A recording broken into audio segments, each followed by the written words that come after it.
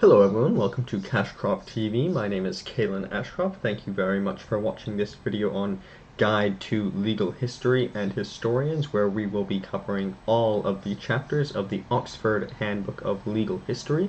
Today we will be covering Governance Histories of International Law by Doreen Lustig, and Imperial Law, the Legal Historian and the Trials and Tribulations of an Imperial Past by Paul G. Mchugh.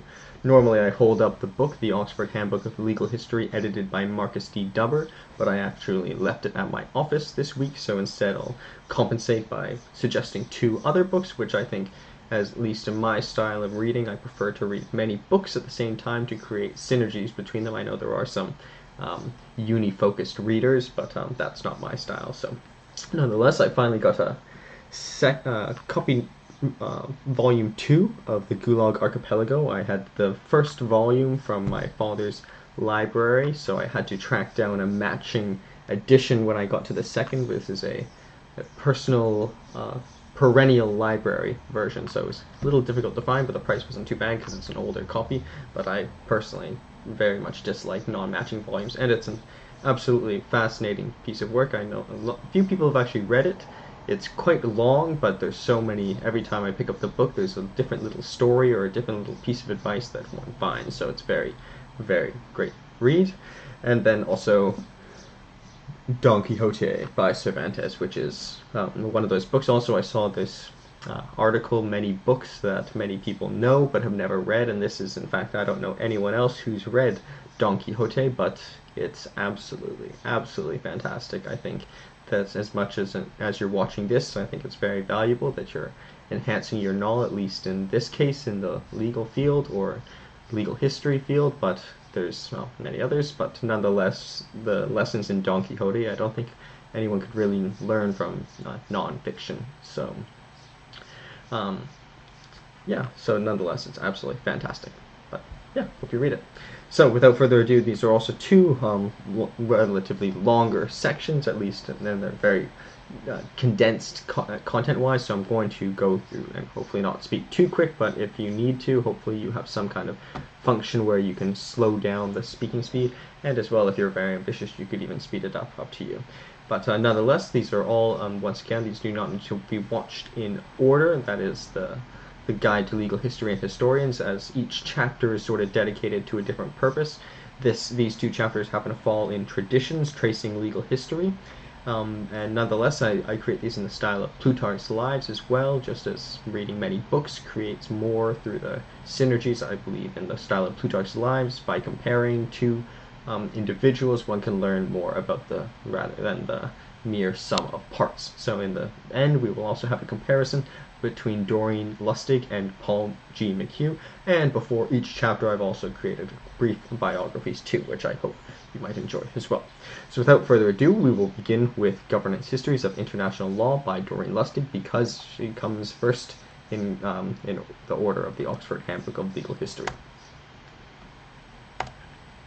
So, the chapter is by Doreen Lustig, is chapter 45, titled Governance Histories of International Law. It is in part 4, Traditions, Tracing Legal History of the Oxford Handbook of Legal History. So a brief biography of the author. So Doreen Lustig is a tenured professor at Tel Aviv University, Faculty of Law, which is also called the Buckman Faculty of Law, and she teaches and researches in fields of international law, global governance, constitutional law, and climate change.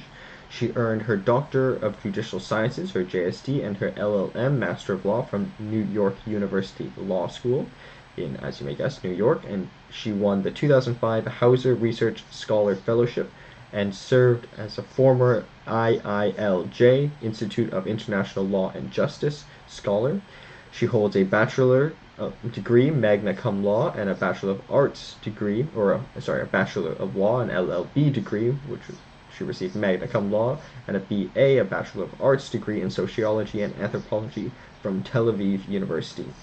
Prior to joining Tel Aviv University, she clerked for the Honorable Eliezer Rivlin, Justice of the Supreme Court of Israel, which is a very, very exciting and prestigious position as well. She won the 2019 Zeltner Prize in the category of Junior Legal Scholar. She was the chief editor of the Tel Aviv University Law Review and serves as a member of the editorial board of the European Journal of International Law. She teaches international constitutional law for 1Ls, which is being a 1L course, a first-year law course, very foundational, so master of the basics is, I think, a great thing. She also teaches global governance and constitutional theory to upper year students as well, so she can teach both those foundations very well, but also the perhaps more particular upper level students. Her research integrates history, political theory, and legal theory. Her current research focuses on the climate crisis, transnational tort litigation, and the history and the theory of the peace movement. Her previous academic appointments, including a visiting professor at the University of Toronto Law School. I wonder what that is. From 2012 to 2018, perhaps that is where she met Marcus D. Dubber, the editor of the Oxford Handbook of Legal History. Perhaps I'm just speculating here. She was also a lecturer at Tel Aviv University Faculty of Law before becoming an associate professor from 2018 to her current position, which is in the present, in 2023, if you're watching this in the future. And she was also a senior lecturer and associate professor at Tel Aviv University Faculty of Law, so she's really quite loyal to this organization. One of her books, which we suggest, and I will suggest more going forward, is Veiled Power: The History of International Law and the Private Corporation, published 1886 to 1981, published by the Oxford University Press in 2020. So without further ado, we will move to the content of her chapter, which is once again chapter 45 of the Oxford Handbook of Legal History, titled Governance Histories of International Law, and it is in section 4, Traditions Tracing Legal History, and the author is Doreen Lustig, Dr. Doreen Lustig. So, the author notes, in chapter 10 of H.L.A. Hart's The Concept of Law, so H.L.A. Hart is a famous legal historian we've heard much about, the concept of law is notorious, so this chapter itself is notorious among international lawyers for its dismissive account of international law as a modern system of law. Since its publication in 1961, international lawyers have developed a clearer account of its rule of recognition and have established enforcement mechanisms that answer some of Hart's concerns over compliance. Over time, the sense of urgency over proving Hart wrong seemed to diminish, and international lawyers grew more attentive to how international law matters beyond compliance and recognition and became less apologetic about this field. So, in part, it seems as though this international law was built in response to some of the critiques of H.L.A. Hart. Following this, there has been a surge in international legal institutions and the proliferation of international legal ideas in the decade or so following the end of the Cold War, and they pushed the field even further beyond the apologetic frontiers to the utopias of human rights and the New World Order. After years of relative insecurity and institutional instability, so the popular narrative goes, international lawyers became quite comfortable reflecting on their past and engaging in introspective critiques on what has now unquestionably become an established sphere of legal practice and research. So now it's largely accepted. I entered at the International Criminal Court, others include, and these are just some, in The Hague particularly, the Permanent Court of Arbitration, the International Court of Justice, and many others. Well, those are, I would say, would be the big three international legal institutions. There are others more that have more localized purposes, however. Yet, while it took a historical turn, scholars retained a degree of loyalty to Hart in their choice of historical lens. There has been a focus on the history of ideas and practices of legal officials, so kind of a human-centric approach, and also from the more senior as well levels, echelons. And beginning with the founding fathers of international law, such as Grotius, Thomas Hobbes, and Emer de Vattel. And Grotius is a hugely popular figure in The Hague itself. There's statues of him even, not necessarily in The Hague, but around in the Netherlands as well. And Thomas Hobbes, which isn't as much glorified there as I saw, but he wrote Leviathan, which is one of the first books on political philosophy that I read that really did inspire me. And de Vattel, admittedly, I knew less of, but I endeavored to learn more about, considering he's one of these great founding fathers of de Vattel. And I did hear about his referenced a few times at the Hague Academy of International Law. And so, therefore, the purpose of this chapter will now look at the mission to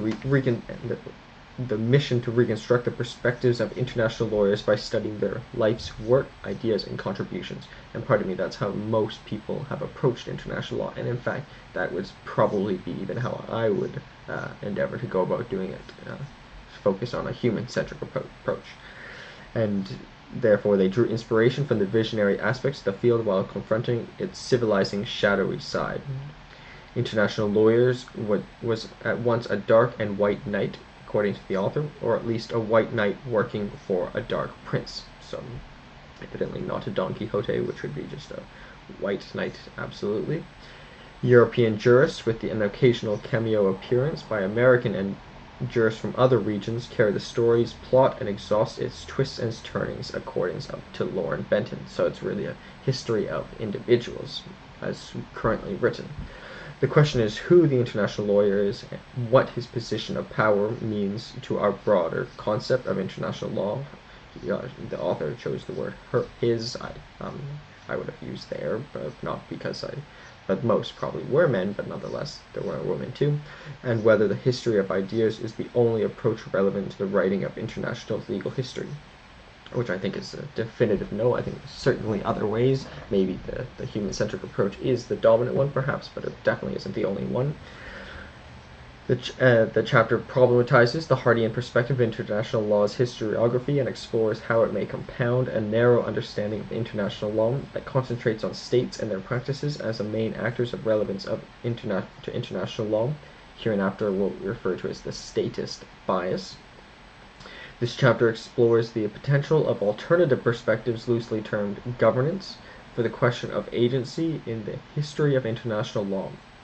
Section 2 will provide a brief sketch of the state of the field and its main historiographical debates, and Section 3 revisits the statist bias and how this has been confronted through competing visions of international law and the institutional and social arenas in which he or she operates.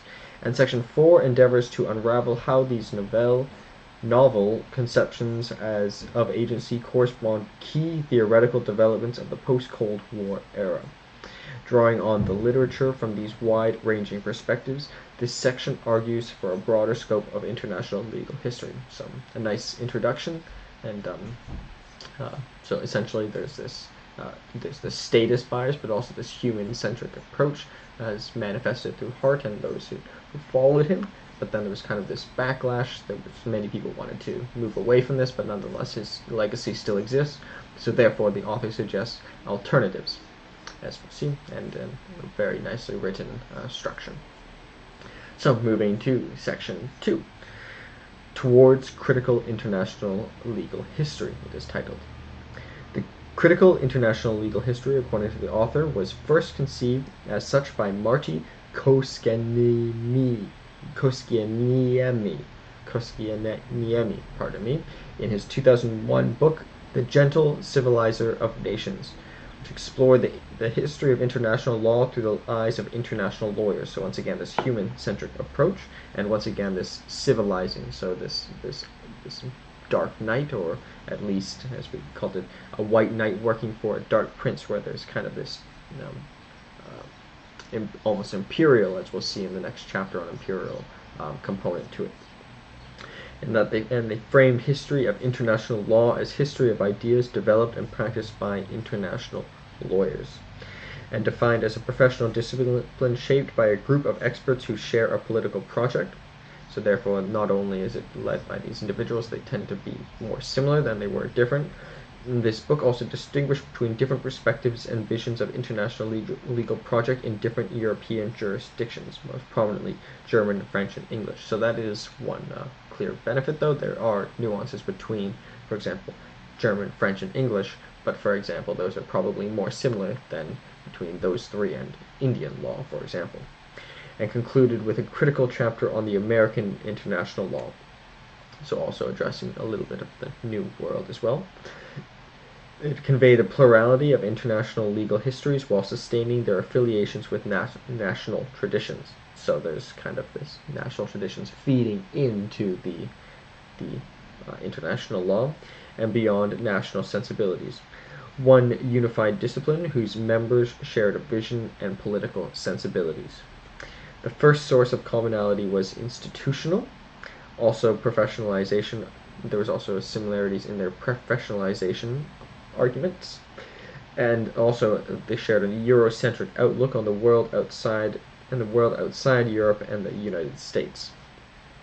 So therefore it was seen as a civilizing project, so kind of once again a component of imperialism, I even would use the word.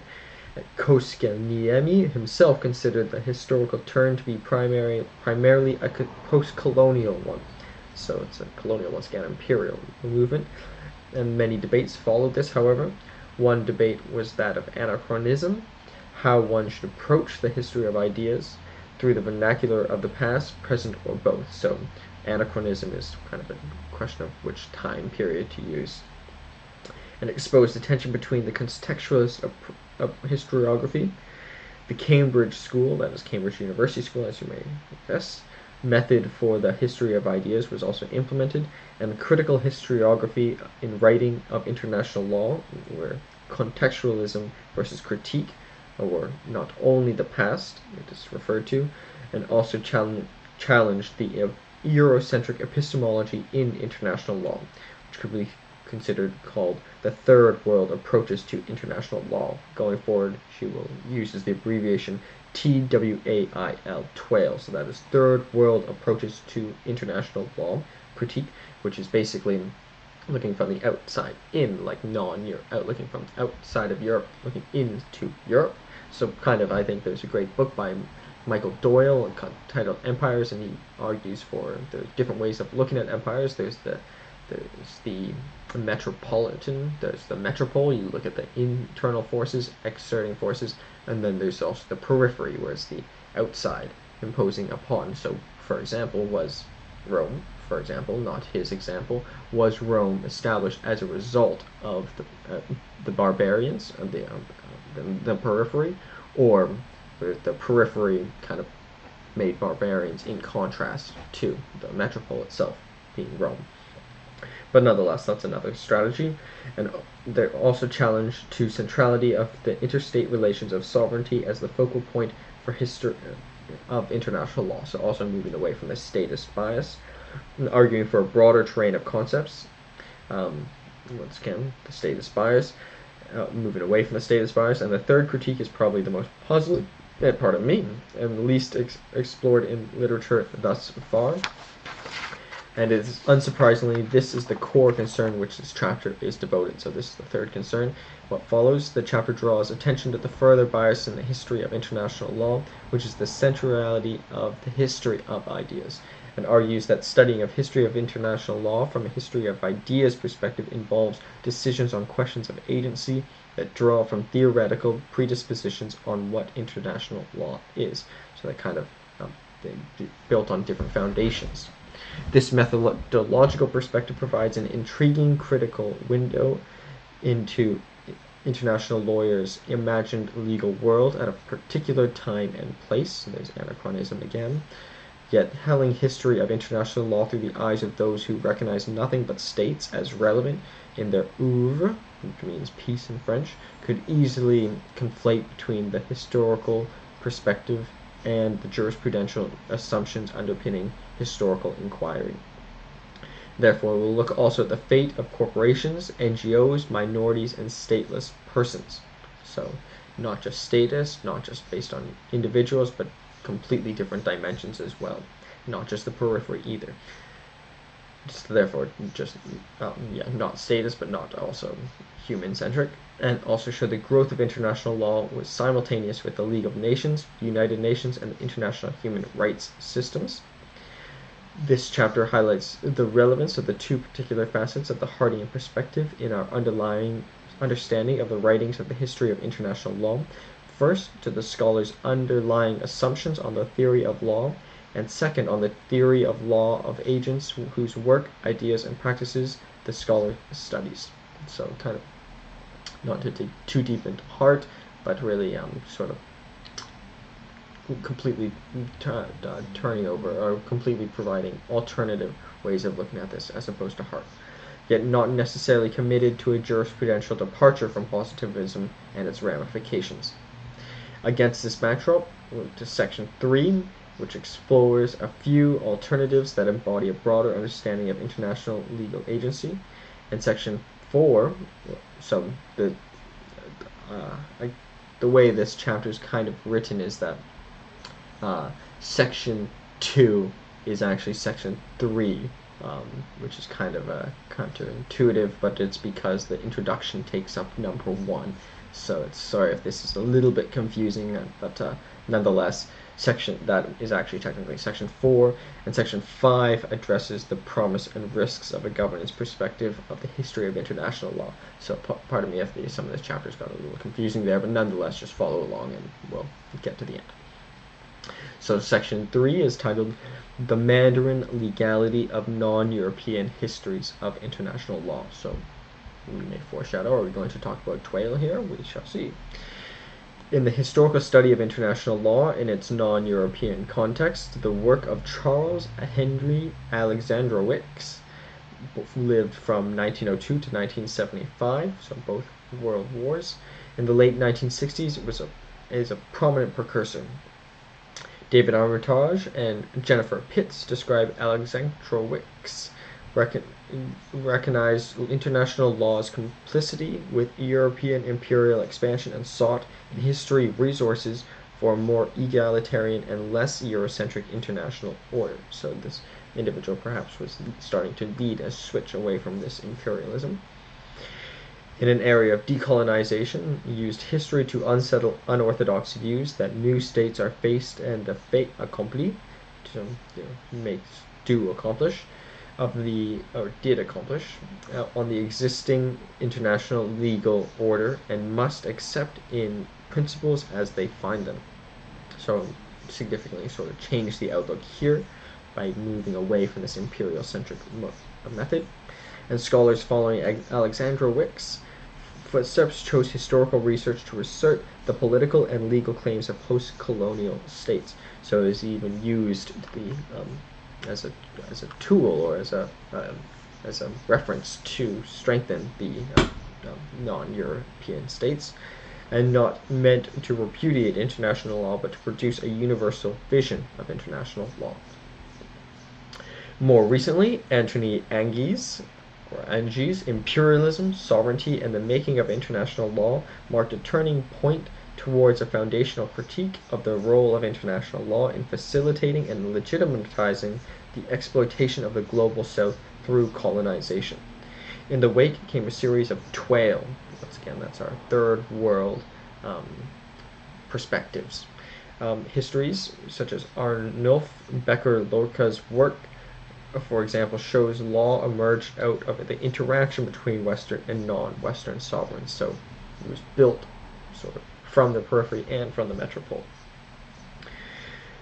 Also, there's regional accounts that do not necessarily recognize themselves as part of Twale corpus, but also produce works such as the Chinese, Russian, or some Latin American, to name a few. So perhaps these are nations that are so big they aren't necessarily to be defined as Twale, but because they're large nations on their own, or in some cases. And some were not focused on the south, but sought to expose the hegemonic rule of the global north. So maybe it's still Twale, but although they're not focusing on the south, they're focusing on the north, but in a negative way, perhaps, or a anti-positivist way, would be my way of putting it. How international legal doctrines, institutions, and techniques were used to assert the colonial rule before and after colonialization. Umit Ozo's writings from Twale or south do not amount to writing from below. So they should not, according to this author, it should not be seen as a bottom-up approach, which would be more like the social roots versus political roots, which would be top down. Social would be bottom up or anthropological. It should be seen as a bottom up, just because we see the north as north, like above, but north is, we could flip the whole solar system upside down, and the south would be on top. And it's not really a top down, bottom up. That's probably not the best way of looking at it. Men like Takahashi and Calvo were rarely of the people. So that's another way of looking at it, that even though many of the leaders of the South, or of the third world countries, for example, or non-European countries, were leaders themselves. So they were not. It's not like it's an uprising through the masses. It's often maybe even more hierarchical in these areas, and they were trained for and employed by the powerful, often by the powerful ruling elites. So you see a lot in Latin America. I suggest you watch. I hope you'd watch the Latin American legal history video I recently produced, or lecture I recently produced, in that it's important to note that many of the elites even in the indigenous communities were appointed by the Europeans. But furthermore, even before the Europeans arrived, there was still some imperialism, such as the Incas and Aztecs. They articulated and fought for political and economic interests and favored the dominant forces within their states. They also ran the risk of reinstating familiar and seductive narrative that exaggerates the ability of European powers to master colonial space and fails to capture the porous and contested aspects of this history. So that's one clear benefit of looking at these trail histories, or non-European histories more generally. Histories of international lawyers from the global north and south were not merely studies of great international lawyers, but often represented the cadre of international lawyers as in communities of knowledge, cadres, peace. Just a few problems, which the author will note. We'll now look at the perspectives of agency to examine how our choice of agents we focus on for our historical inquiry relates to the underlying theories of international law, and whether a change in the identity of the agent may challenge the status bias in the history of international law. It will aim to show the use of plurality of agency to demonstrate the contestation and plurality of viewpoints, practices, and institutions that transform the international legal sphere, and provide the alternative ways to decipher the relevance and influences of international legal ideas, practices, and institutions for the architecture of global politics. So I think just one large takeaway, at least for me at this point, is a lot of people are very fascinated in, for example, like matrix algebra, for example. But matrix algebra also applies to the humanities as well, and that's a way that one has to sort of think of these things. If one looks at the trail, which is the third world approaches, or even looking at the periphery, there's different dimensions across these dimensions. So there's, if you create this division between European and non-European, are we looking at individuals across the two? That's a try to think of that as like a third dimension, for example, and then you can even do a fourth dimension as well. So it's I think it's just important to note that we're looking at these different dimensions, whether even if we're looking at a trail legal history, are we still using the same human-centric approach, or are we not using a human-centric approach, but we're still using a Eurocentric approach? So these things are not mutually exclusive. So moving to section 4, the agent in international legal history and the move beyond, which is broken up into into 3 small sections, which I will hope to steam through very soon. Starting with A, bureaucrats and unofficial men. The so-called new era of globalization is characterized by the rise of international institutions such as the World Bank, the World Trade Organization, the Security Council, that's the UN Security Council, and less rigidly formalized governance regimes, including the G7, which is the global 7 leading countries, largely speaking, or the Basel Committee on Banking Supervision. They often go hand in hand with certain ideological sensibilities on the operation of markets and a managerial ethos that draws inspiration from the technical expert of the CEO as a models of leadership in the context of reform and policy innovation. So that's an interesting takeaway, is that these institutions seem to often resemble those in the private sector. Joe Goldie and David Armitage, two very important legal historians and legal scholars generally, note these transitions to global institutions are to be understood as historical watersheds, and what they mean and whether they have worked as a matter for critical thinking about long-term change. Mark Mazauer, Susan Pedersen, David Kennedy, and Patricia Clavin have researched this, and international lawyers shared historians. They revived interest in the League of Nations and explored economic governance regimes, their histories, and their related ideas, and sought to unravel the meaning of the international organizations as a concept of institution. There's a comparison studies between individuals of merit, primarily British. Some bureaucratic historians focus on particular figures, others are more interested in exploring the institutional culture and shared conceptual normative sensibilities as particular discourse communities within international institutions. So I often referenced this before, and I hope I'm not repeating it too much, but I think it's fascinating. There's this two leading philosophies between Carlyle, which he wrote on heroes, hero worship, and the heroic in history, and Tolstoy, who wrote, among other novels, The War and Peace is the one that, in his appendix, essentially, in the appendix of Tolstoy, he makes the argument that Napoleon was essentially a cog in the wheel. And that's an argument that's often been put forward in the International Criminal Court to defend some of the criminals as well.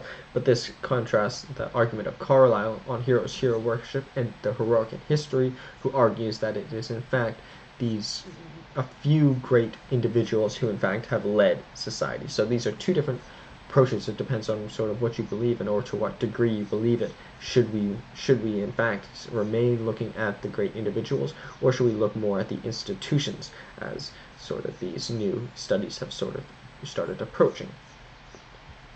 Personally, I think it's a great merit to look at institutions, but as an individual, I so far learn better from learning about individuals, but maybe that will change in time. Moving to section B of section 4, networks and transnational actors. The methodological landscape of the turn to institutions draws on global governance insights and uses them as new historical lens. The interwar period has proved particularly intriguing, according to the author, for historical attempts to contemplate the past in contemporary theoretical terms. The League of Nations is seen as the harbinger of global governance. A landmark article published by Susan Pedersen said scholars have also examined how such non-statist political and legal visions were operationalized and performed. The Carnegie Endowment for International Peace, so if you ever have the opportunity to go to The Hague, the Peace Palace in which the Permanent Court of Arbitration and the International Court of Justice reside, was actually financed by Andrew Carnegie, which I think is really quite fascinating, because he's really one of the epitomes of capitalism, but he believed in this sort of higher order as well. So it's very fascinating. There's a vintage copy of Gospel of Wealth there in the entrance, and I really want a copy of that book, but I know it's probably beyond my budget. But if anyone would ever be able to give that to me, that would be immensely appreciated, but I doubt I'll ever get it. Therefore, yes, Andrew Carnegie financed the Peace Palace in The Hague, which is an absolutely beautiful building, great steel, and great marble as well and such. Maria Paz's History of the Alliance Network of James Lofer's work on the Campaign of American Jewish Committee and the 1944 Declaration on Human Rights. Both set the context for the interwar and post-war eras alongside the classic examples of political projects organized in transnational networks such as feminism and socialism. So beyond just the institutions alone, there's also these other forces as well, such as ideas, but also such as interaction with the private sector. Unsurprisingly, this is and therefore, wrong page. The network prism is the only suitable framework to decipher the relevance of non-state actors. So she refers to it as a network prism, or at least in this context, but I advocate for thinking of the whole thing as a prism as well. For looking at non-state actors' perspectives in the history of international law. Works on Jewish international lawyers, women, or South American alliances to tell the history of how ideas and practices in international law were shaped by agents whose perspectives were drawn considerably from their respective group identities. So that's something important to note, that looking at the even if we were to look at a certain individual from a certain group, we might learn more about that individual by learning more about that group as well. And it may not be new to the legal historian, but it is less common to the history of international law, which has tended to focus on national legal traditions, such as German, French, or American international law. It can also focus on regional or hemispheric perspectives, such as Juan Pablo Scarfi's International History of International Law in the American Hemisphere through the lens of the U.S.-Latin power relations. So you can parse the world up on many different dimensions, and explores history of key institutions such as the American Institute of International Law and the Pan-American Movement. So also taking this institutional approach, so combining two areas here at least. So once again, using this kind of matrix prism approach. I called it matrix, but she used the word prism. I think that's maybe even better, because prism implies already the third dimension, and therefore American Institute of Law and the Pan-American Movement, so looking at these institutions or communities as well, and it joins with trail accounts of legal projects emerging from decentralized groups, many at the start of the 1940s.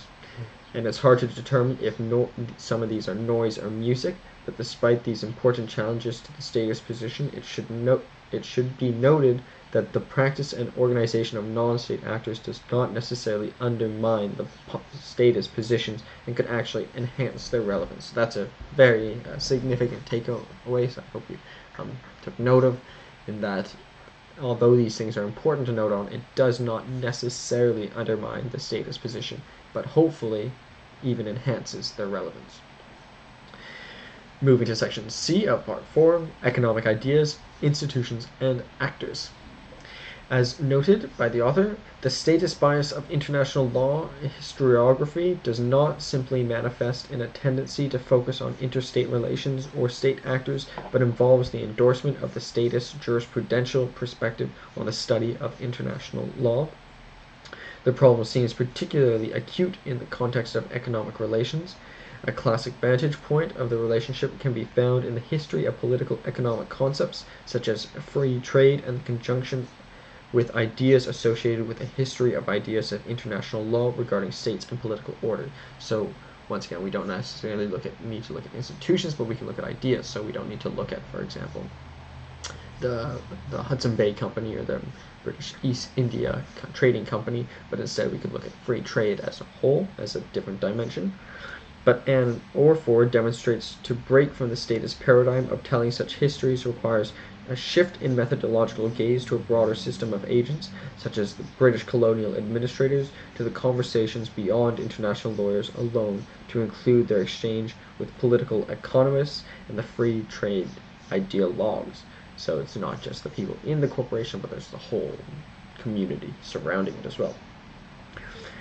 Institutional parallels, such as the World Trade Organization or the World Bank, seem new and even unconventional, but such establishments carry imagined traditions of conceptual legacies over context of trade, investment, or monetary policy that call for historical scrutiny and critique. So, once again, maybe even to apply the Tolstoyan argument that the World Bank itself is the manifestation of a broader sociological trend, and therefore is in need, and this includes also the World Trade Organization and other organizations too, historical inquiry in their own self, or for their own sake.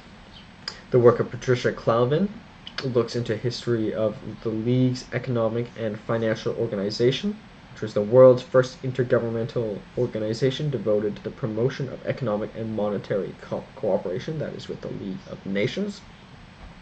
Another layer of history of international law and the economy would move beyond the direct and stated engagement of international law and economic relation towards the interplay between private law institutions, practices, and concepts.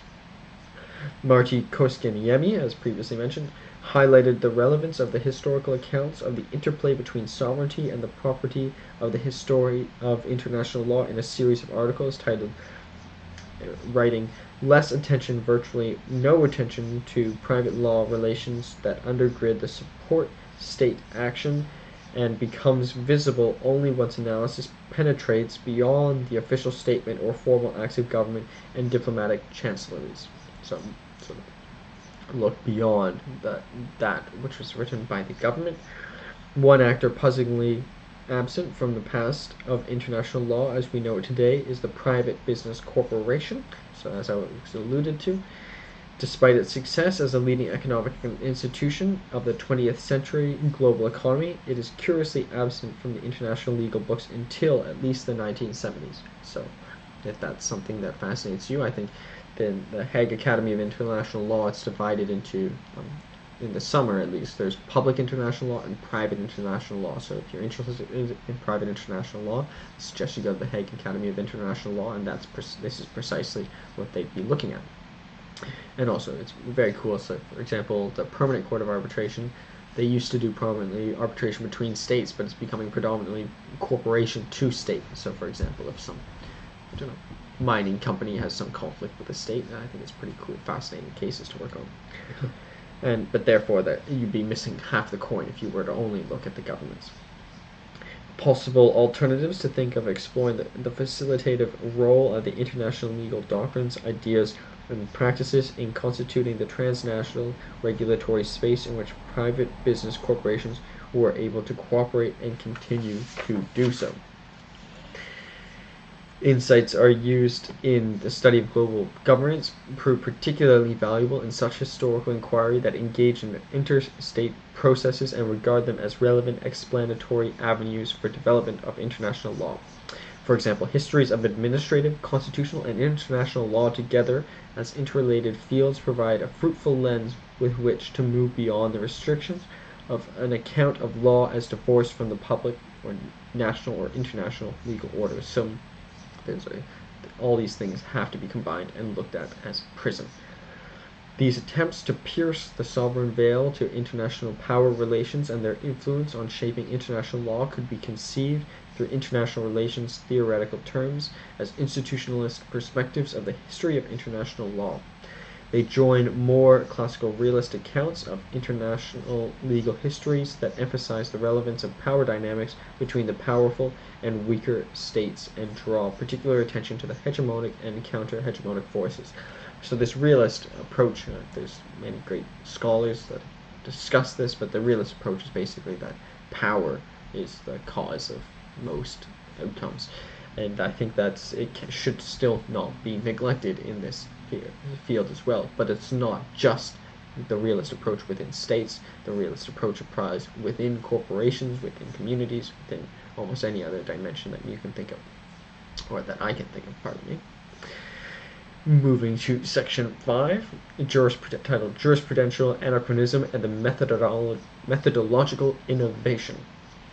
So broadening the question of agency could be easily associated with the theoretical terms of contemporary scholarship often termed global governance.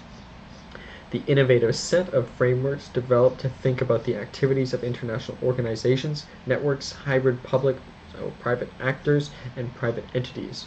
Such broadening of the historical playing field holds the potential to embed our international histories of ideas in social histories, institutional histories, and the histories of practices, and to present new and intriguing answers to the question of how to write an adequately nuanced global history of international law.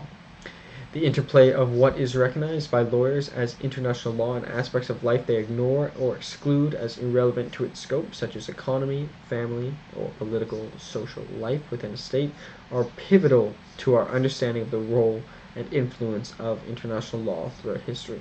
So, The author here, Dr. Doreen Lustig, suggests looking at agency as a way of sort of moving away from some of the existing biases. Radical points of view may add material to ideation accounts to help us understand the developments of international law. So this is an interesting point. Actually, it's important to look at the radical points of view. I recently purchased a copy of The Foundations of the 19th Century, which is certainly one of the least read books now. It's really dangerous eugenics concepts, but nonetheless it influenced Mein Kampf and Adolf Hitler and the whole rise of Nazi Germany. So the fact that no one's reading it is, I think, I almost feel compelled to read it to figure this out. But nonetheless, I think it's important that Doreen Lustig says the radical points of view cannot be neglected as well. And therefore explore the roads not, and that's by Houston Chamberlain.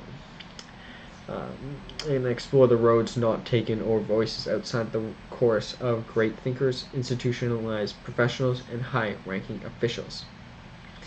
And remain loyal to the professional outlook of the legal official, so still respect the legal official, but a more radical departure from the legal official would be to write history of knowledge of international law as disseminated to lay persons, or even a history of legal consciousness. So this has been a common theme throughout the textbook, is law in something. Is law, how does law penetrate into organizations, or how does law penetrate into society and create legal consciousness? Does one know that they have the power of the law, or does one know when they are subjected to the law? For example, we could look at the Nuremberg or the League of Nations for examples. The risk of the bias within a time and looking at a time. David Goldie and Armitage advocate for looking at what's called the longue durée, which is evidently the long duration, in that the new historian of the longue durée should be inspired to use history to criticize the institutions around us and use history as a mission, as a critical social science. John de Saulté-Stein, who wrote a chapter in this Oxford Handbook of Legal History, which I suggest you read it, or watch my lecture, or listen to my lecture, I'd really appreciate that. Noted, as much as we have strained to listen, texts of the past never speak to us. We can only speak the text shaping them from our particular positions, our own particular times, our own particular figurations and orientations. So that's also, one must check their own personal biases while they're reading something. The present, in this respect, provides us with a methodological window we could not have opened until just about now. So that's also important, that things, as referenced earlier, need to be revisited, because as time changes, things are looked at differently. Moving to section 4, which is section 6, which is the very last section, so almost there. So thank you for following along this far, and I hope you've learned something so far already, because we'll learn much more. Titled Legal Theory as Normative Politics. So therefore, this chapter attempts to show the relationship between politics and our theory of the law.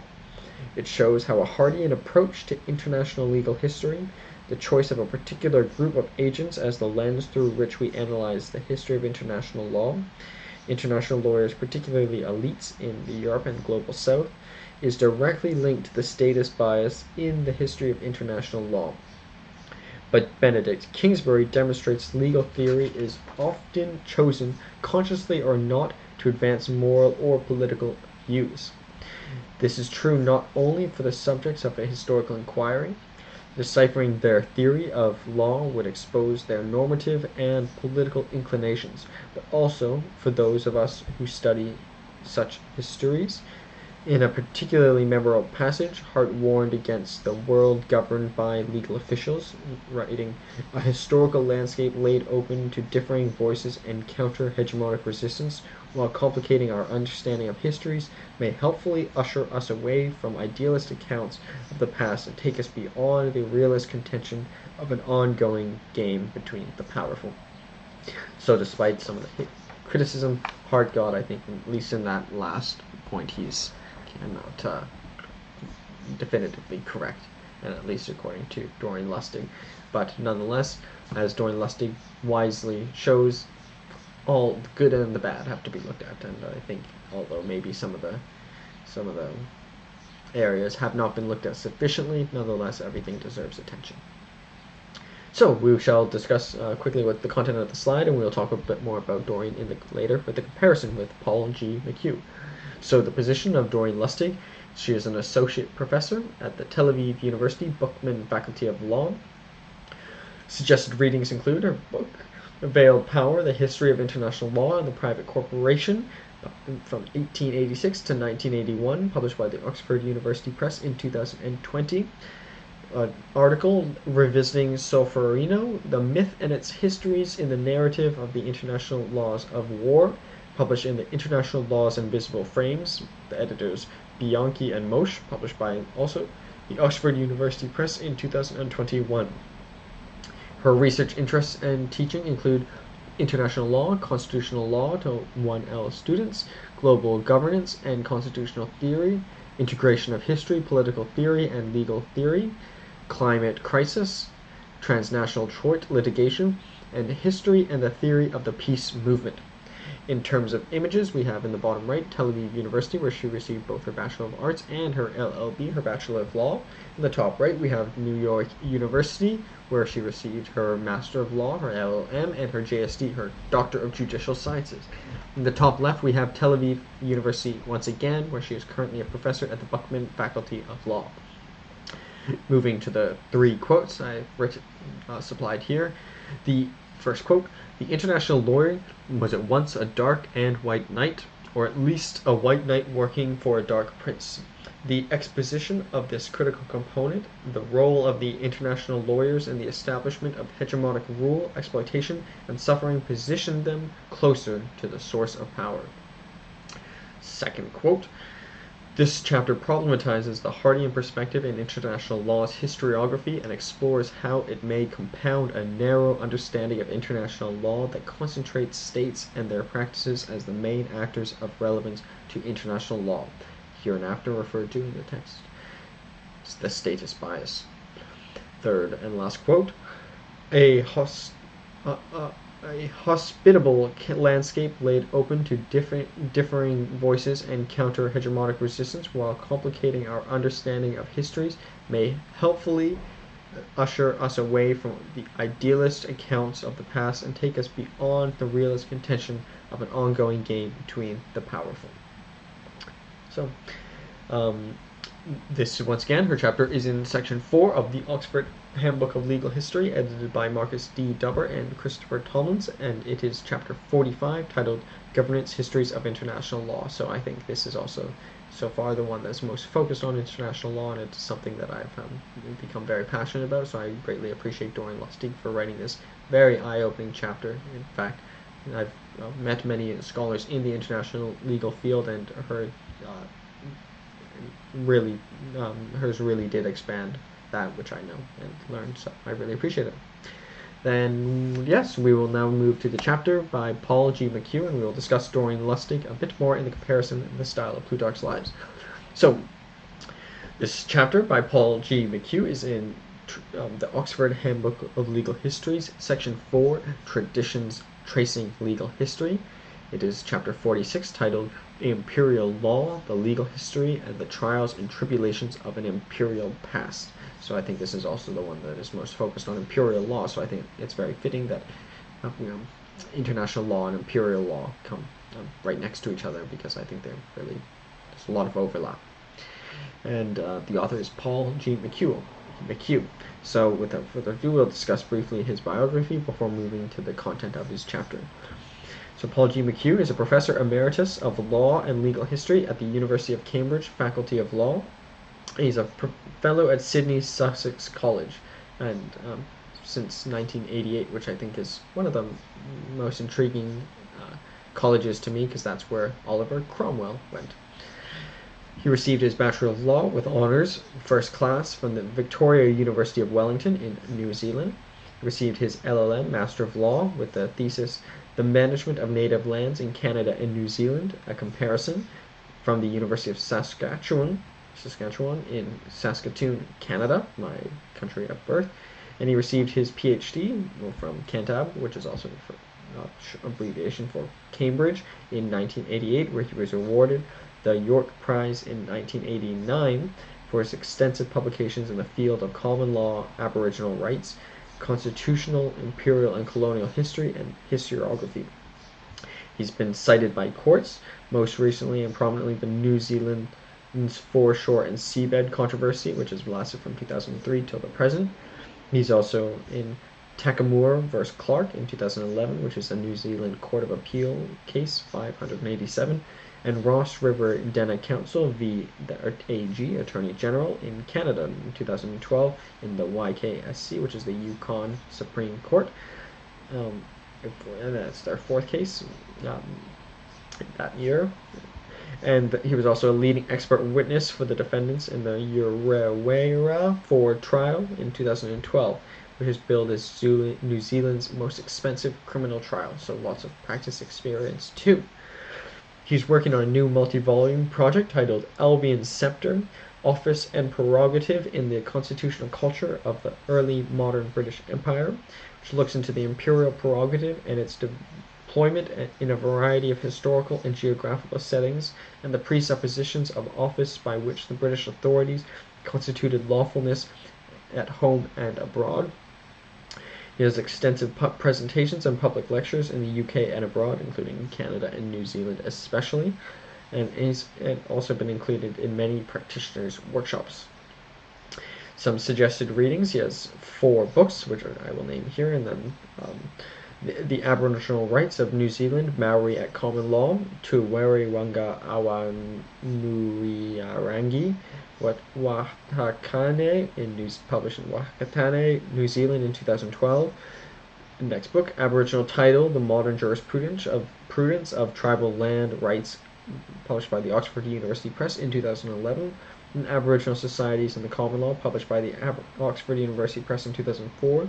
And the Maui Magna Carta, New Zealand Law and the Treaty of Waitangi, published by the Oxford University Press in 1991. So I guess a quick note is that although he's a professor emeritus at Cambridge and was educated at Cambridge, it seems as though all his books 3 of his 4 books have been published by Oxford, so go figure. So, moving to the chapter itself, which is once again chapter 46 of the Oxford Handbook of Legal History, in part 4, Traditions Tracing Legal History, titled Imperial Law, the Legal Historian, and the Trials and Tribulations of an Imperial Past. So this one will be a little bit more difficult even perhaps to follow because there are no subsections, so it's going to be one body of text, so I'll try to break it up if possible. So in ancient Rome, according to the author, the term imperium referred to supreme power. It held especially by councils and emperors to command and administer in military, judicial, and civil affairs. Now as then, empire described a relationship of power through which an expansionist polity asserted and exerted ascendance over far-flung subject population by force and non-violent means. Imperial legal system constructed its imperium to describe the reach and character of its authority afar as pursued and enforced by its officials, legal functionaries, tribunes, and armies. So I think one thing to notice, it's not necessarily an empire if they are not exerting force on another people. So otherwise it's just a large country. Colonialism refers to the practice of founding settlements and is rooted in Rome's colonia, meaning a farm or settlement in foreign territory on the basis of Roman citizenship would be retained. So that's where the term colonia comes from. Colonies have been such an adjunct of empire that frequently the two practices, empire building and colony establishment, have become almost interchangeable, though strictly colonies are a sign of empire which can manifest itself in other ways. So all colonies indicate an empire, but not all empires have colonies. Although subjecting of one polity by another is not unusual in human history, the European domination of the non-European world is most recent. So that's the one that we'll largely be focusing on. Its technologies, particularly in distance, gave these empires extents previously inconceivable. Both have become nouns imbued with intentionality that suggests an ideology of European expansionism that has continued into the 21st century.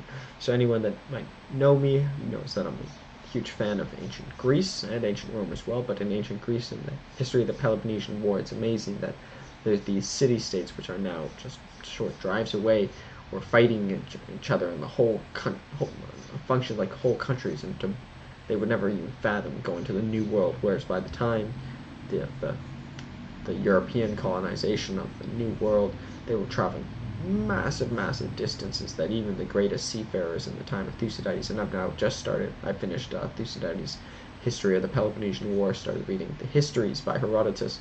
It's amazing that the Athenians were the greatest seafarers, but they would be a mere fraction of the distance.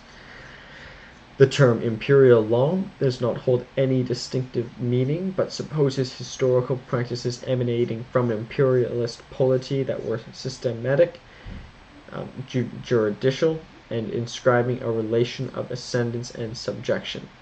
The term supposes imperialist legal system against which is the counterposed a unit or object in subjection, often over distinct community with an alternative system of authority. Suppression with imperial law overriding. So it almost can be seen as sort of a tool or a way of describing certain forms of legal practices. There's a dynamic of dominance and subjection of a foreign power, which can be seen as a periphery, is the hallmark of an authority relationship that is imperial. So there has to be a periphery and a metropole for it to be an empire. Imperial law is the imprimatur legalism emanating from the metropolitan authority by and through which it seeks and asserts its authority in the peripheries afar. Besides legal training, educational background of those at the forefront of the modern busy and active field of imperial legal studies include history, anthropology, and English literature. So these are three fields that is commonly combined with. History will be the main focus of this chapter, but we'll also look at a little bit of anthropology and English literature, with law forms of disciplinary practice professionalized in universities at the end of the 19th century, and situated empire in terms of those practices. Specialization, segmentation, and territorialism of the faculty format and the denominational politics of method inside a merchant disciplinary field produce distinctive ways of looking at empire, with aspiration frequently cast in terms of scientific and universalistic. So there's sort of these common trends within the field of research. The currency of academic knowledge about empire and law, thus imperial law, reflect the university's political mission within the world and the disciplinary jockeying of its inner life.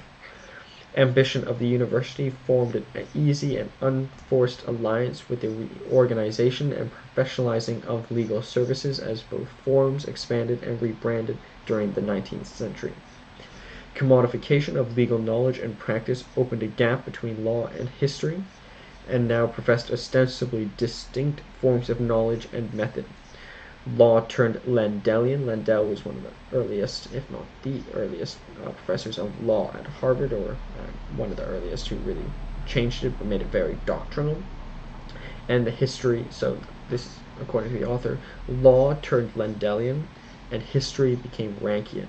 So that's so anyone who's familiar with those two scholars would understand the depth of that phrase, and obscured the continuance of a very similar attitude towards the use of the past. For both professionalization or method made their past more didactic, more a habit of the practical man to read backwards in order to explain the present world, justify it, and make it more habitable and less mysterious place. So there was, in the field of legal, imperial legal studies, it became almost necessary, once again, to look at history, as we've seen with many other fields. If European expansionism has left its stamp on much of the globe, the knowledge priesthoods of its universities and legal profession have matched its imperialist form in discipline and professionalism. So that's an interesting point, that there's a sort of parallelism between the study of imperialism and imperialism itself. So, for example, there are few universities that dominate the field of imperial legal studies, and in fact even could maybe controlling the periphery of other scholars or universities. To situate imperial law in terms of legal historical research today, it's necessary to have a sense of nature and orientation of disciplinary inquiry into the empire as is developed in universities from the late 19th century through the rise of imperial legal studies in the 1990s. The area mushroomed in this period. Much of the momentum coming from critical scholars, so we have a chapter as well on critical legal studies or critical studies, and the rise of global markets and circuits of production, as well as militarism of post-Cold War era fueled by the fin de siècle, that's end of the century, return of interest in empire. And it's been accompanied by a constant announcement and counter-announcement of passing of nation-state sovereignty in its deliberative and representative institutions and emergence of new logic of rule, such as Hart and Negri's Empire, published in 2000. The political philosophers like Carl Schmitt, Walter Benjamin, and Hannah Arendt appeared more theoretical in the field that showed and explored the Foucauldian, that's Michael Foucault, sensitivity to the role of historical research, such as Giorgio Agamben's State of Exception and Sebastian Conrad's Transnational History. Therefore, they are epic, bigger-boned, and wider-haunched histories of longue durée and empire turned to the university and pop culture in the last 20th century, and appeared rich and increasingly active historical field of imperial legal studies. So, I think personally this is an area that maybe even one of the most exciting to me, if not the most exciting. I've always been fascinated in empires. I have this connection with, like Michael Doyle, who teaches many law courses at the Columbia University Law School. So nonetheless, I like the idea that they're getting bigger boned, and I think it's important to note that that the longue durée does have inherent value. I think looking at too small of a frame of time doesn't make much sense. Research activity continues to flourish today. The habitués have not collectively designed themselves as a distinct field.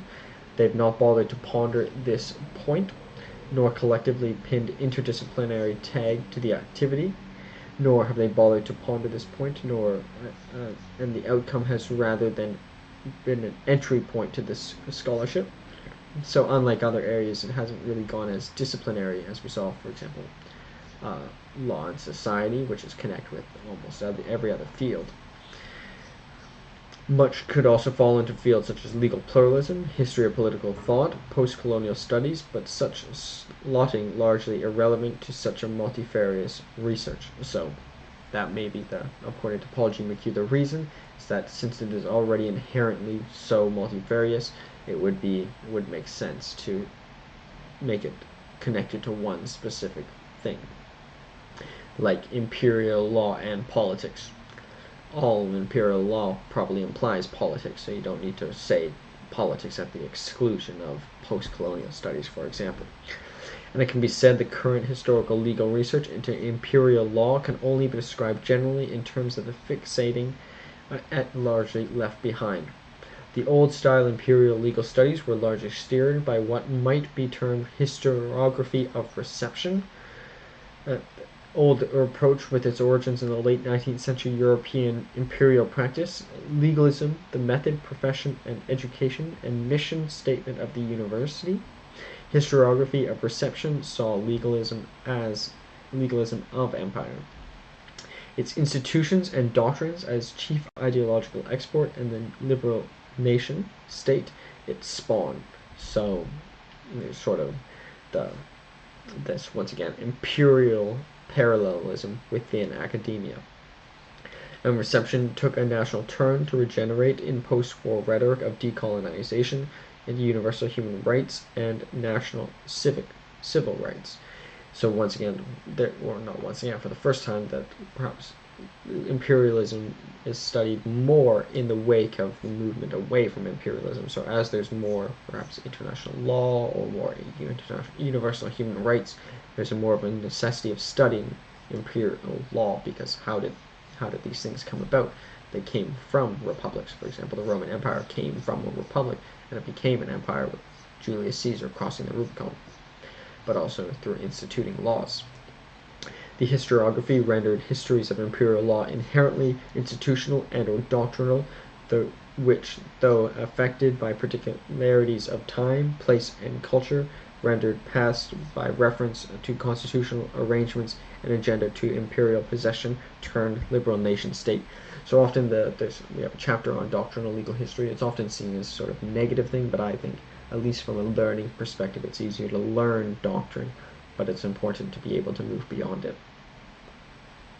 Empire thus segued into histories of constitutional politics and post-imperial nation, and was in this light the impact of imperial experience was written. Strife-ridden democracies of new international order were also included, and those of new commonwealth in particular. So there's also, like, as new commonwealths were being created, it was important to create histories of these. And entered into the final quarter of the century, it dawned that the colonial legacy had an afterlife that nation makers and historians only a generation before had underestimated. Here was the imperial state in its true color. It was authoritarian and paternalistic. There was a lazy preference for administrative convenience over long-standing local particularity, so there's a large simplification in imperialism.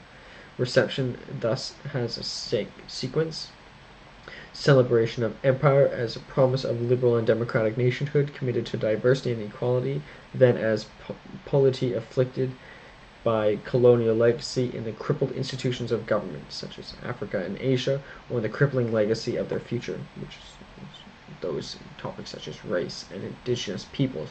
So there's obviously this negative component of imperialism, in that it's a simplification. So to have one imperial law across many different colonies doesn't make sense, considering the colonies, and this is something that's often disputed, is Montesquieu's The Spirit of Laws. He says that different climates necessitate different laws. It's perhaps not absolutely true, but I think it's true in some cases, and to have one imperial law applying to all colonies isn't necessarily the best way of doing things, of administering justice. Social history has always barked at the feet of a more dominant form of imperial and national political history. In the 1980s, it began to bite, and it became more prominent as failed and struggling new democracies across the world faltered and fell into dictatorship, as older ones became scholaric, as new elites mobilized and concentrated wealth, as liberal diversity was exposed as delivering less than its rhetoric promised, so accentuating the discriminations it had set out to eliminate, and as new ones appeared. As refugee crises became more usual, social history became subaltern legal studies. For a legal historical researcher into imperial law, the power of the subaltern critique lies in its least in the liberating and widening of the legal vista, and the depiction of law not as a closed institutional practice, but as a site of continual and usually irresolute contest and struggle.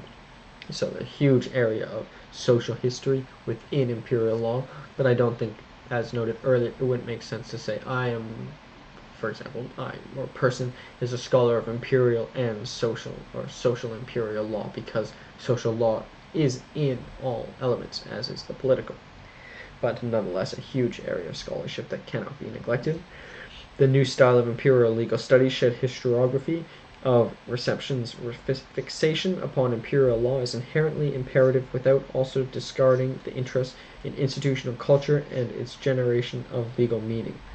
Today, a historian will encounter terms such as governmentality, police, subaltern, office, borderlands, or middle ground, and multiple legality, and will be seeing law as process of and imbricated with other socially constructed activity, rather than as fixated and closed. Surprisingly, it is contingent and negotiated as we experience today. Therefore, finding a traveling Imperium. So how does Imperium come across different dimensions? So sort of different from the prism analogy we saw from Doreen Lustig. This is, I would go so far as to call it, he refers to it here, the author, Paul G. Mchugh, finding a traveling Imperium. So I think of it, Imperium, as snaking through other disciplines, or all other disciplines. And the ocean-going legalism, with nodes and networks rather than one set sedentarily inside a series of fragmenting or fragmented and territorialized proto-national peripheries. So the British Empire was always presented and prided itself as being an empire of law. So that's an important connotation to take away, is that not only did the British Empire impose imperial law, they were sort of proud of their law as well. Until 1990s, this sea change history was recounted largely through historiography of reception, and divided itself into complementary streams, institutional and doctrinal streams, and largely reflected the division of knowledge in universities in the 19th century. Constitutional aspects of this empire were left to the imperial Whigs and provided structure for broader political histories. In this tradition, the Whig tale of British polity took ocean-going from its transplantation abroad of the institutional loci of that history. So this is a very important thing to note. So if imperialism is sourced from the Whigs, where can we see this Whig's influence in the colonies as well? A representative legislature supplying responsible ministries to provide advice, and courts applying the rule of common law, therefore forming a secular trinity of the late 19th century, burrowed into technicalities of transmission of doctrine, specifying as well as doctrinal nature of this tension reflected its occasional day-tripping nature. Seeley, the father of imperial history, and Maitland, the father of English legal history, were colleagues at Cambridge University in the late 19th century, when the two forms of history were putting down their roots. So these two things are closely tied together because of these individuals. Once again, that is Seeley, S-E-E-L-E-Y, and Maitland, as we've discussed many times previously. That's M-A-I-T-L-A-N-D. Meanwhile, in Oxford, Edward Burnett Taylor was a key figure in the world of anthropology, so also at the same time. His depiction of societies as running three stages of savagism to barbarism, then civilized, nourished long-standing Victorian views about the static and foredoomed character of the customary legalism. In this way, primitive societies lacked any historical agency, cleaving instinctively to static customary law without deliberative mechanisms of legal change and advancement. Anthropologists were in places where reception had not occurred, or where the ground was being softened for it to happen, when reception replicated the division of intellectual province in the universities in the late 19th century. For history, law, and anthropology as emergent academic disciplines, the empire provided the means by which Britain could learn of the world so as to be able to instruct it, and therefore reception provided the intellectual tiller for imperial history, that is governmental institutions, legal history, which is doctrine, and anthropology, which is primitive. So that's sort of hard, long section to be broken up, but really the key takeaway is to look at the reception across the three dimensions, which is imperial history, which is brought about by Seeley, or government institutions, legal histories, which is doctrinal through Maitland, and anthropology, which is through Edward Burnett Taylor. And nonetheless, this reception, the way I think of it is, as the word denotes, how these peripheries received the law, but also how the metropole as well received it within itself. The imperial Whig tradition had the longevity of the empire itself, according to the author, as it is told the tale of a parliamentary people under the rule of law planting these institutions overseas. As long as the empire lasted in an effectual global sense, so also did the imperial Whig tradition supply it with self-legitimating histories. The tradition weakened in the mid-century as the empire itself weakened. So this is, I think, important to note. It's maybe not as intuitive as one would think, but it is, at first glance, intuitive, is that imperial law strengthened and weakened with the empire. But one could also note that one big work I would endeavor to read is the decline and fall of the Roman Empire, is that perhaps there are periods where imperial law gets stronger because the empire is weaker, but that is just a hypothesis I'm considering. But nonetheless, according to this author, it seems to follow in parallel with the strength of the empire. Imperial Federation movement towards the close of the 19th century nourished the image of Greater Britain as the colonial conferences became the mutual congratulatory of the imperial conferences that began in the 20th century. Political resistance in Britain to Ireland and India's inclusion in the Club of Self-Governing Dominions hardened the nationalisms being expressed, so that sort of by the law being stronger on these individuals, nations, they actually became more independent. Or perhaps it did diminish it. It's hard to tell cause and effect in this dimension. And the justification for this exclusion strained the imperial Whig narrative increasingly as the 20th century rolled on, not only from the nationalist historians, but also within the ranks of its own, such as Arthur Berriedale Keith, most notably. As Mahatma Gandhi's influence rose, the Montagu-Clemson Report in 1918 formed the basis of the Government of India Act in 1919, which contemplated gradual transition to self-government through arms, and despite close-run dissension, as well, the Irish Free State in 1921 joined the Club of Self-Governing Dominions in the Empire. So there were lots of changes in law going on here, but nonetheless, these need to be studied historically. And although these are huge topics, I think there's still much work to be done in these areas across different dimensions. And these accommodations to the Statute of Westminster gave the tradition breathing space that carried through World War II. However, it was then expiring as with the empire it was validating. So sort of during World War II, the British Empire did get stronger as they grouped up, but then sort of slight decline perhaps after.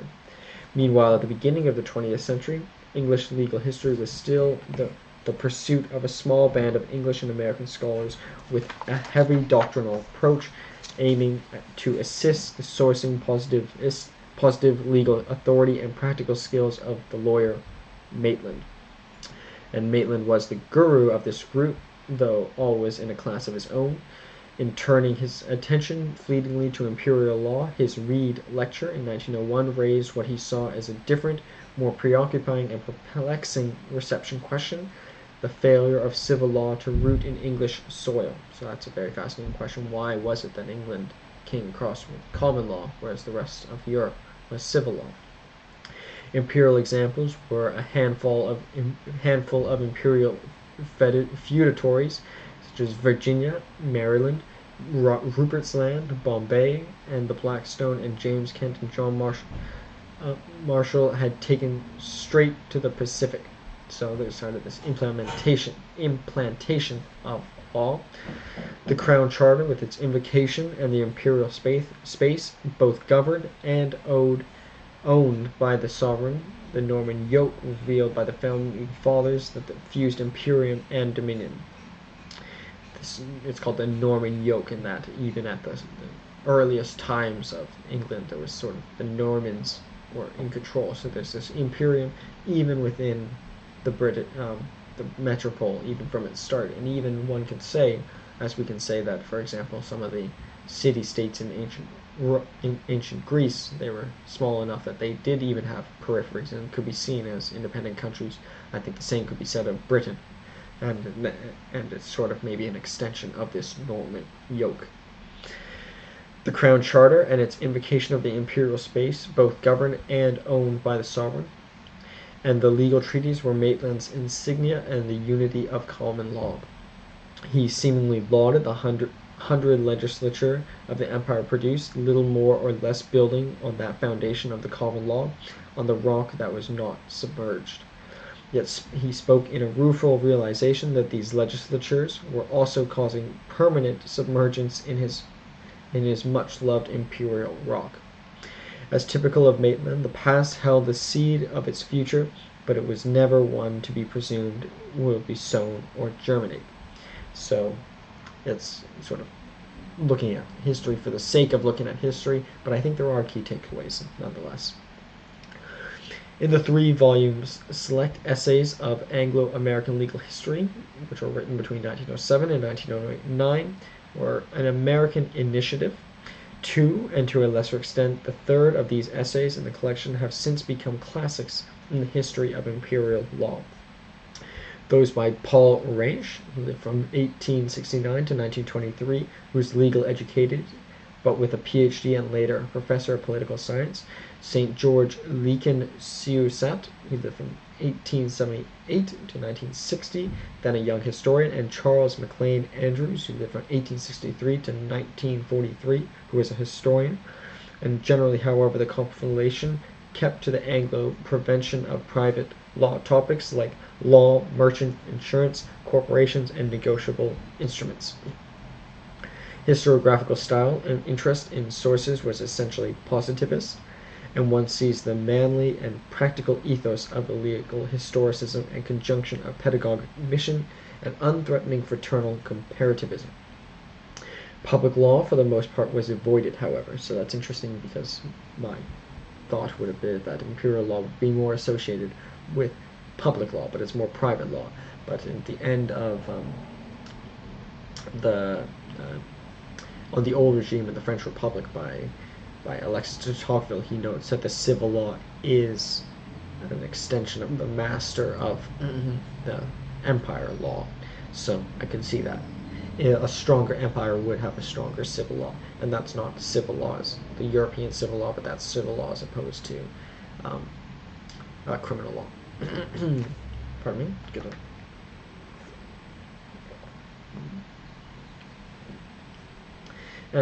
And therefore that's concentrated upon doctrine and concentrate mostly on courts and transacting world of men's affairs. So once again, men-centric arguments, and oiled, if not greased, by the common law. The validation of the common law as a form of institutional practice that encompassed and traversed, like jurisdictions, the doctrine legal history shored up the wider institutional project. Therefore, so this is a very important select group of essays, and different approach to the public law in Britain and America. The select essays supported American constitutional order as much as Britain validated the imperial. So on 2 sides, but I think in some ways, I think Paul G. Mchugh is trying to allude to the fact that American constitutional law is in some way imperial in its own right, even though it's built in contrast to British imperial law.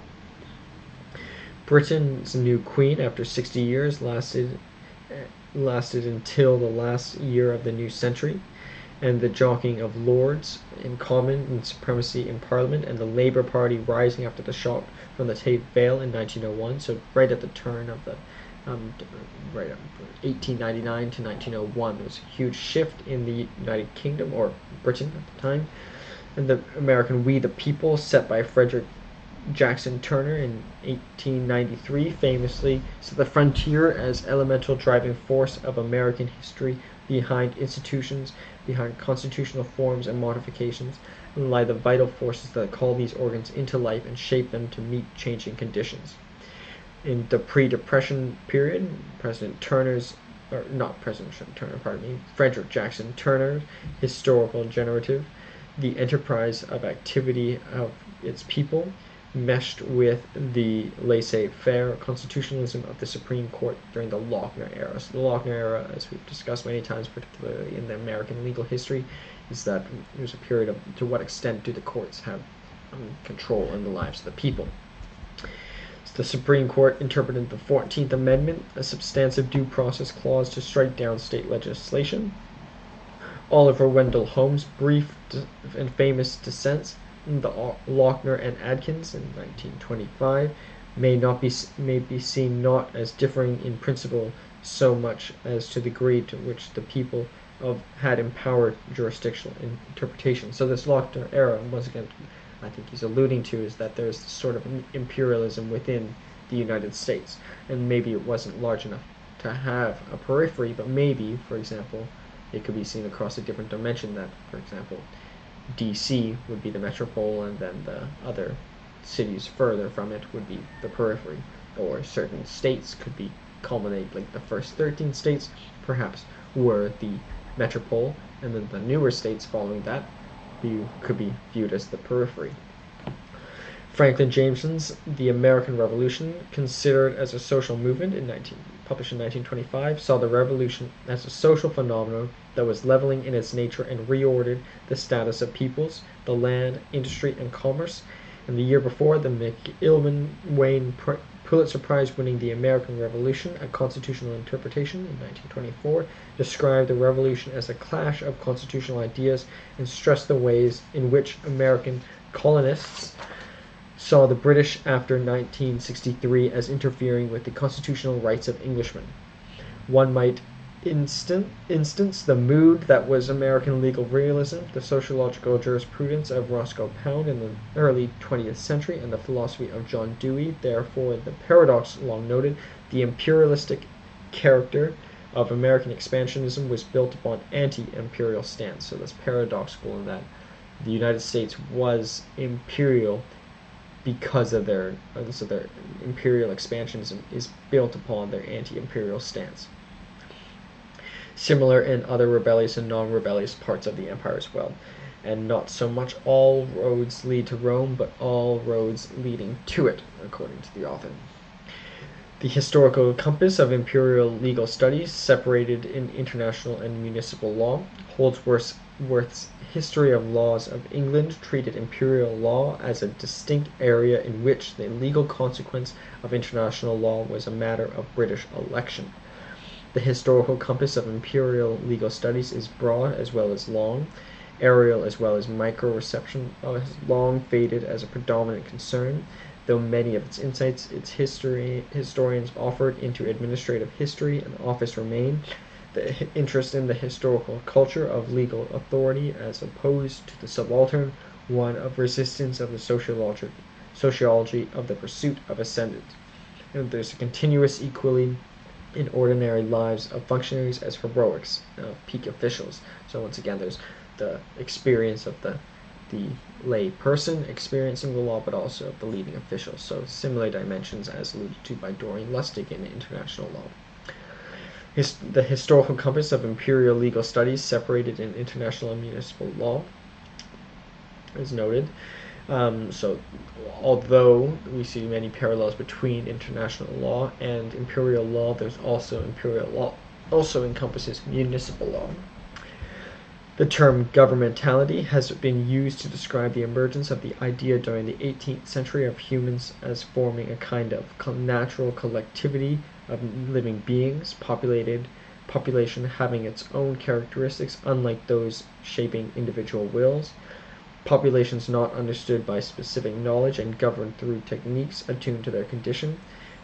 Michael Foucault, devised the term to describe a mentality that had become the common ground of political thought and action in the 18th century.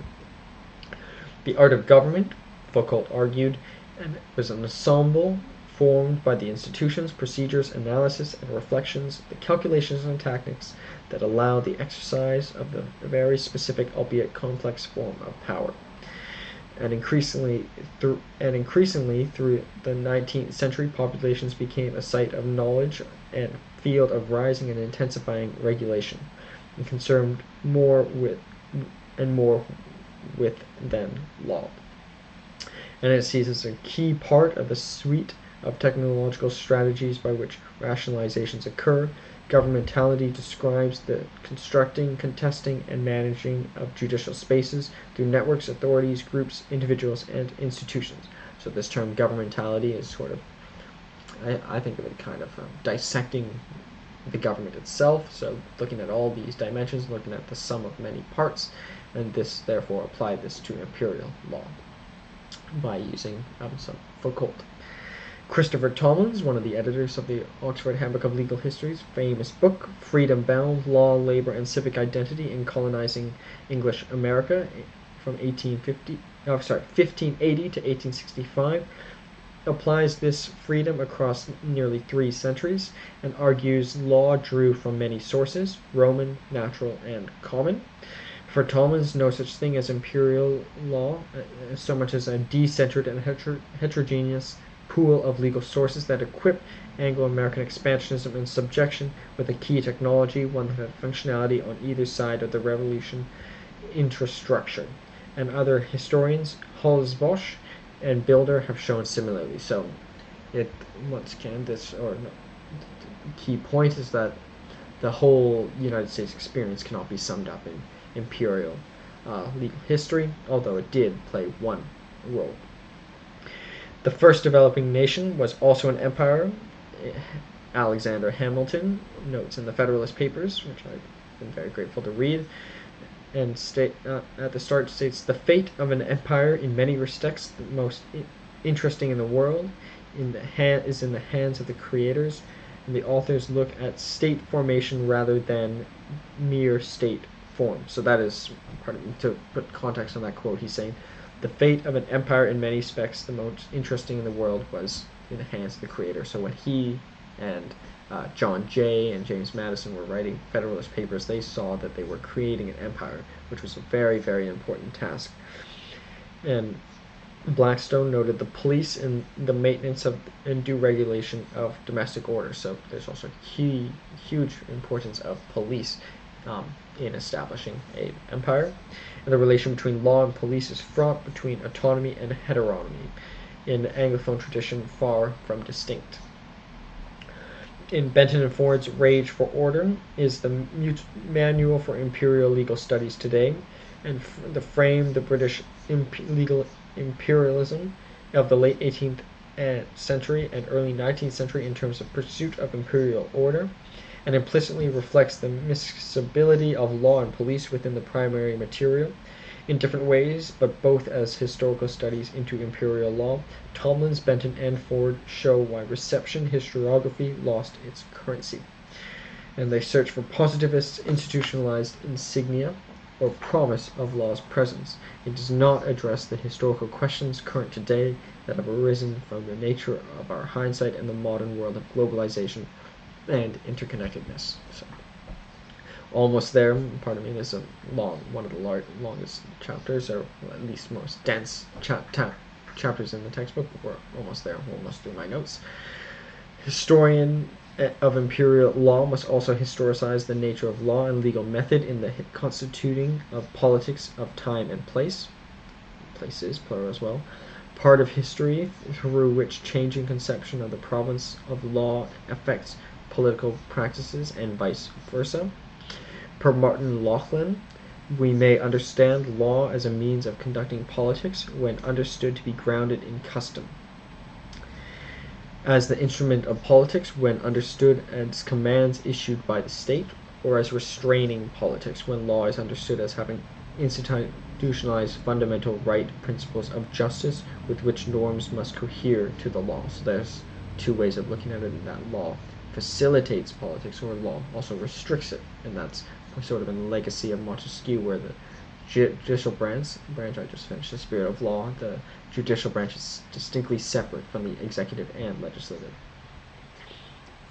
Neither chronological nor inexorable process of evolution from one to the next, the historian of imperial law must not merely describe what law was doing or what it enabled, but how it was thinking.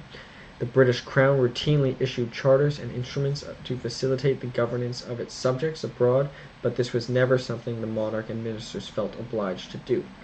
And they required integration and supplication, today called lobbying. So there's these other actors, lobbyists, even during the times of the kings of the empire, British Empire, to secure a charter, and could take time forever, and places often far beyond the sceptred isle of its earth and majesty. So it's not all the kings or the prime ministers leading the empire, but there were also many other actors as well. In chartering, and continued through the 18th century, the sense of constitutional politeness at the metropolitan center, the protocols by which the crown permitted its subjects to venture abroad and comported itself in a manner becoming a Christian prince. So sort of this, sort of, I guess, more of a positive way of looking at imperialism, because maybe there are, and probably there are, benefits of imperialism, such as giving access to greater technologies, access to a larger economy. So, and this way sort of adopted a Christian approach.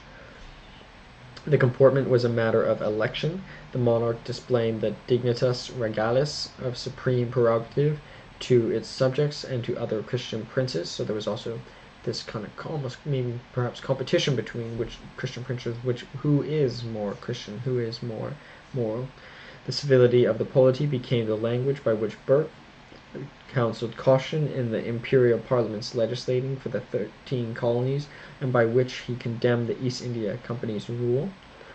Sovereign power expected to show restraint, consistency, benevolence, facilitation of commerce, courtesy to other monarchies and their plenipotentiaries, and maintain the Protestant succession and patronage of aristocracy, and ran from the discovery of the New World through the 19th century, when nature of British imperialism lost what traces of courtliness had survived the Napoleonic Wars. Much of imperial law was exemplary rather than imperative, and transmitted and dispersed vertically and horizontally in many ways. So, but nonetheless, there's also have to look at these positive attributes that the empire or the metropole brought to the peripheries. Benton and Ford used protection to show features of imperial law in the 19th century. When the Victorians distinguished classes of people by law, it was not to endow with rights so much as to as disability. Protection talk became a feature of British imperial practice post-1815, and Imperial Britain contrasted with mutiny, American Civil War, Mountbatten, and the Canadian Federation. So, in some ways, it was sort of civilizing or positive, and in some ways did defend the rights of those who were weaker.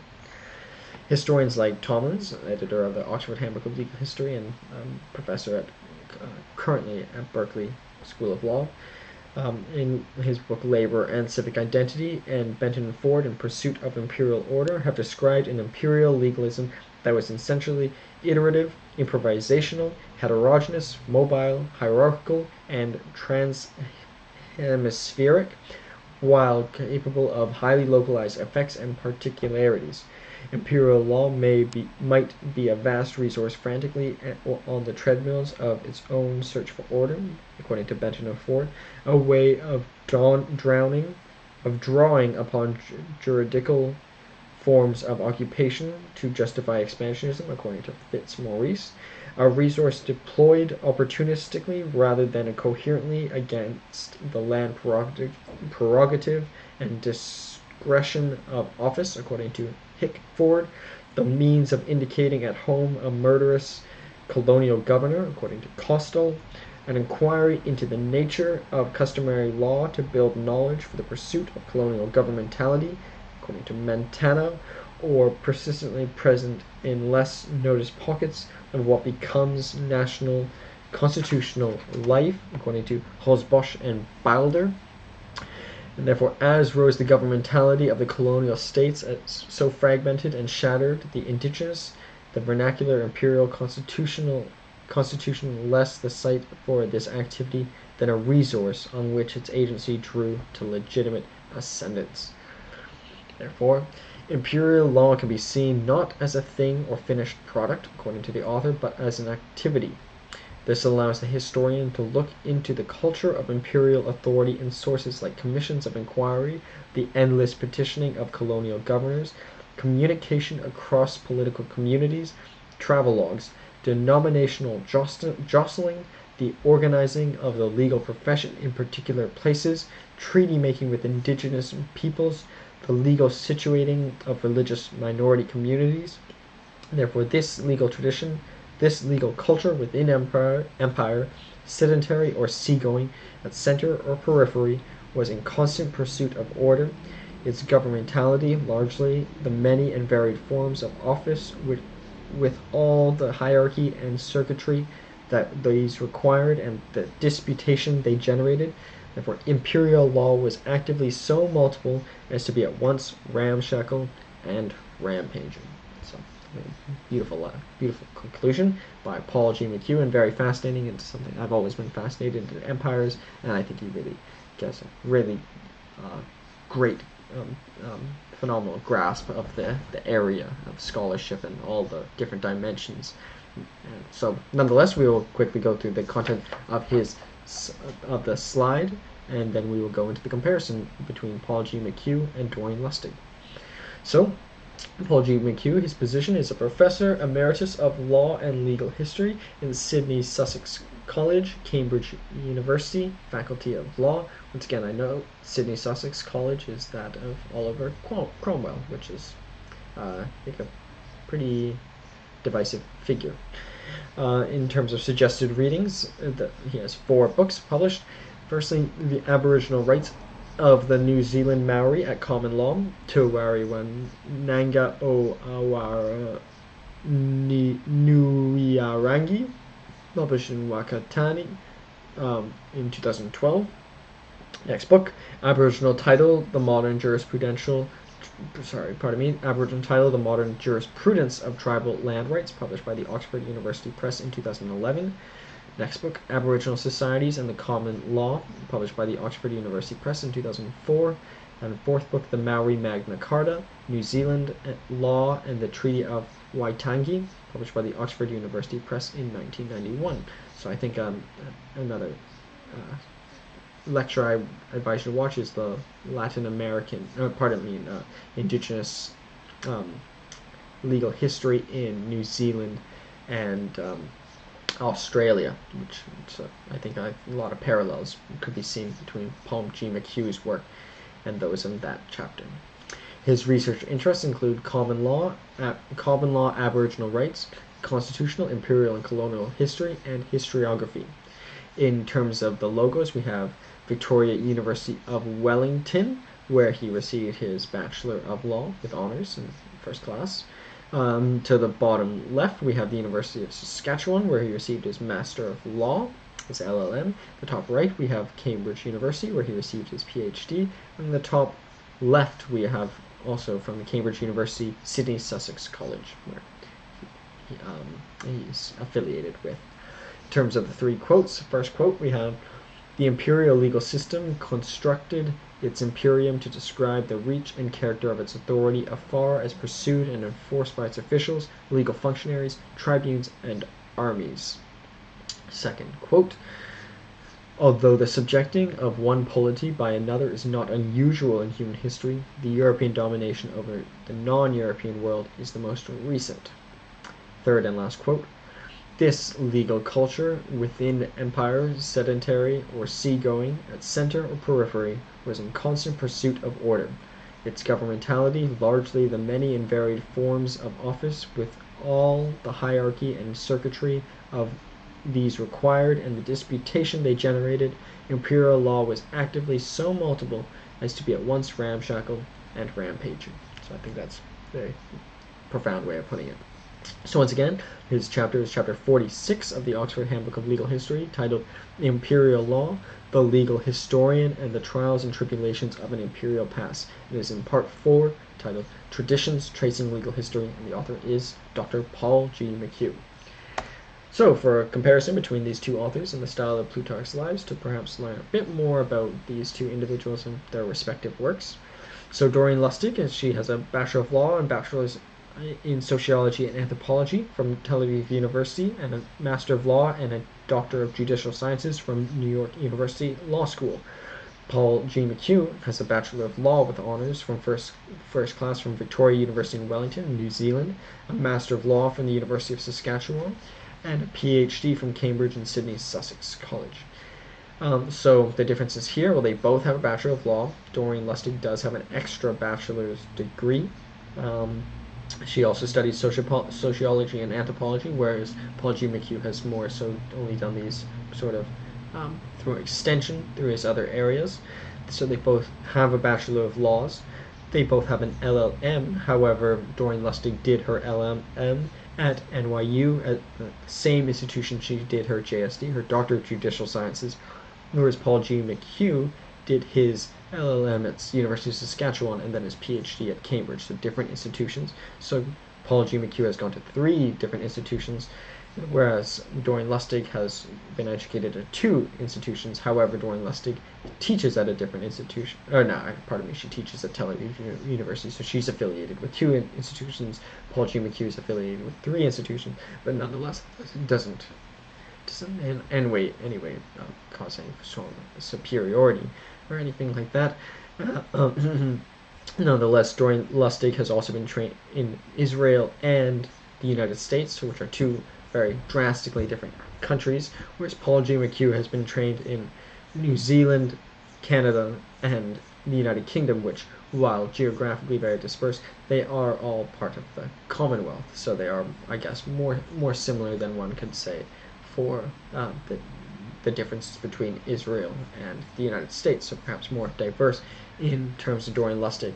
But in terms of geographic differences, I guess the distance between New Zealand and the United Kingdom, it's pretty close between and New York and Tel Aviv they're all both very far, so they're both very worldly individuals. In terms of their position, Doreen Lustig is a tenured associate professor. Paul G. Mchugh is a professor emeritus of law and legal history. So they're both not formal, full professors. They're both, but they're both professors, and they both teach courses. As noted, they do have very different, and actually, in fact, besides them both having experience in North America, Canada, and the United States, they're geographically they're largely different, but they're both very international. In terms of books, I could find Doreen Lustig has 2 books, Paul G. Mchugh has 4 books, but Paul G. Mchugh is, I believe, older, and also he hasn't seemed to have produced a book in a while, but his new work coming out should be quite significant because it's supposedly a 4-volume work. Their research interests, as far as I've explored, are Doreen Lustig and her chapters focus on international law, whereas Paul G. Mchugh is focused on imperial law, whereas although there are many overlaps, as I hope you've seen throughout the chapter, there are key differences, and perhaps imperial law is in many times in international law, but I think all imperial law in today's society has to be international, but not all international law is now imperial. They're both fascinated in legal history, hence being both included in the Oxford Handbook of Legal History. And they, in terms of practice, Doreen Lustig clerked at the Supreme Court of Israel, which is a very prestigious position, whereas Paul G. Mchugh has been cited by many Supreme Courts, including those in Canada and those in New Zealand. So, but I don't believe he did a clerkship, or according to his biography. And in terms of years of practice, I don't know if both of them. I guess Paul G. Mchugh has he served as an expert witness and such, so he has much experience in a courtroom, but I don't know if these two have many extensive years of formally practicing as a lawyer. They're both fascinated in transnational law, which is kind of the culmination, or includes international and imperial law. But however, Doreen Lustig also has interests in the climate crisis and the peace movement, whereas Paul G. Mchugh has interests in indigenous law, so kind of both complementary areas to their respective fields, but different from each other. So with that, those are, I think, 2 really great scholars. I encourage you, as I endeavor to do such myself, to learn more about them and their works, and I hope you continue to support them. So thank you so much.